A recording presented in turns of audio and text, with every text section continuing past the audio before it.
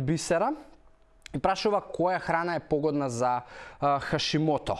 Бисера, Хашимотото е специфична автоимуна болест, односно нарушување. Најбитните работи кои што се за тироидната и конкретно за оваа болест се јод, селен, цинк, се трите нутриенти кои што ти се најважни, но тоа не значи дека другите не се важни, се е важно. Протеинот е многу важен, омега-3 масти се многу важни. Затоа тие се три кои што би требало да ги запазуваш и можеби да ги суплементираш доколку не можеш да ги внесуваш преку класичната исхрана. Обавезно консултација со доктор и мислам тоа е во соработка и со терапија. Јас не сум овде лекар и да советувам како треба да ја третираш болеста. Затоа, али можам да ти кажам на кои работи да припазуваш и конкретно пиши ми слободно назад, ќе те поврзам со девојка Снежа која што многу има инспиративна и успешна приказна кога се работи за Хашимото.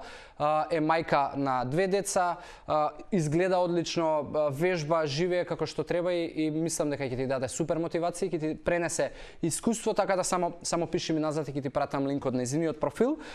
Друга работа која што исто е важна за автоимуни нарушувања, она што можеби треба да пробаш со исхраната дополнително е да инкорпорираш некои антивоспалителни исхрани, како можеби кето да пробаш, можеби веганство да пробаш, можеби медитеранска исхрана и доколку и при тоа не ти се подобруваат симптомите, тогаш има две решенија. Тоа е да пробаш без глутен, затоа што се смета дека глутенот влијае врз овие автоимуни нарушувања. Најдов една студија од 2015 година која што зборува за ова. Има друга состојка се вика гоитрогени и тие се исто пронајдени дека влијаат на ова автоимуно нарушување.